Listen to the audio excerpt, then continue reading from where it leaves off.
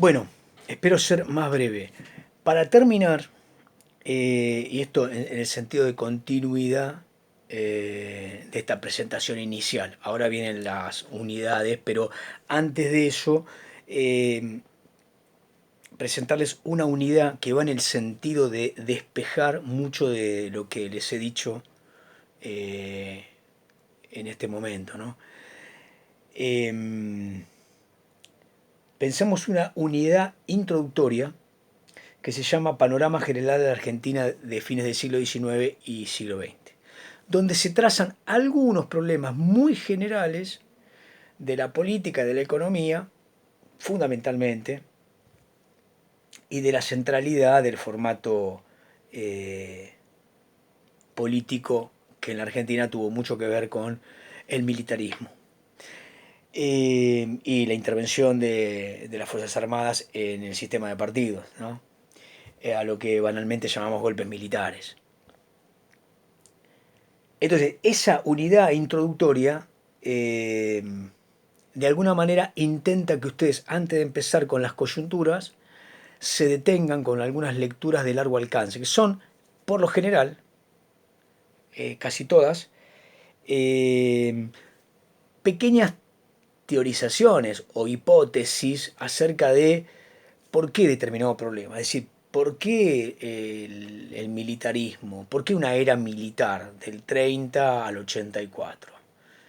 Qué venía a evidenciar o qué vino a evidenciar la intervención de los militares en la Argentina.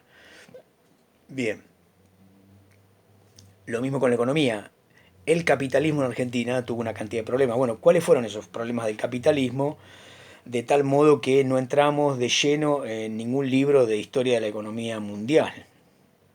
No salimos del libro, digo.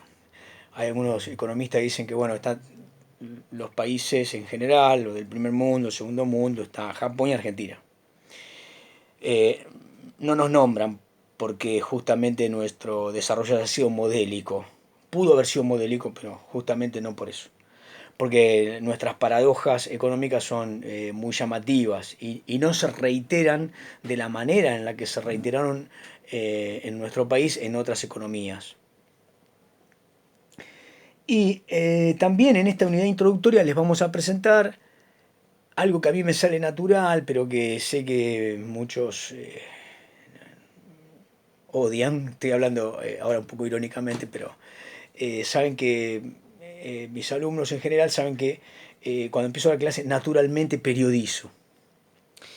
Entonces, sobre eso hay todo un tema en relación a los hitos, los clivajes, la duración hipotética en el análisis de un periodo determinado, está de alguna manera hablando de cómo configuramos, de cómo determinamos lo que pasó en esa etapa. Entonces, no es ocioso ni banal decir 1930 o 1932. Para nada es ocioso o banal decir 1943 o 1945 o 1946. Bien, entonces, variado tipo de preguntas de mis alumnos se refieren por lo general elípticamente a ¿hay que saber la fecha? No, hay que saber los procesos, pero bueno, es imposible determinar un proceso sin su origen y su final. Claro, cuando uno estudia la conquista del Perú, y bueno, yo no, digamos, a ver, los profesores pueden no pedirle que el general Pispís se encontró con Almagro, con Pizarro, qué sé yo. Hay décadas, en general, nos podemos manejar por décadas y a veces por siglos, si tomamos mundial, ¿no? Mundial de segundo sobre todo, o de, perdón, de tercero, la mundial bueno, que toca la Edad Media y moderna, bueno, podemos hablar del primer cuarto de siglo, pero acá no. Hay años en donde vamos a tener que hablar de febrero del 46, que no tiene nada que ver con junio del 46 y que no tiene nada que ver con octubre del 45. ¿Son importantes esas fechas? Sí, definitivamente. Casi como la fecha en que nacimos, digamos, nuestro cumpleaños. Para el peronismo, ¿es importante el 17 de octubre del 46, del 45, perdón? Sí. O el 4 de junio del 46, sí. O el 4 de junio del 43, y sí. Porque, bueno, ahí sucedió algo que dio comienzo a un proceso determinado. Estos hitos y clivajes a veces también tienen transiciones en donde uno puede operar estableciendo, bueno, marcos de cambio aparente que no están claramente definidos. Bueno, eso es razonable. Bueno, pero en la medida que uno va leyendo naturalmente, uno va encontrando que es indiscutible 1880, es indiscutible 1912, es indiscutible eh, 1916, es indiscutible 1930, 1943, 1945, 1955, y así podemos seguir. Son indiscutibles. Pero también algunos años nos obligan a otro tramado. Entonces hay muchas periodizaciones según la diacronía que nosotros vamos a elegir. El enfoque que vamos a tomar de un determinado problema o de un determinado desarrollo.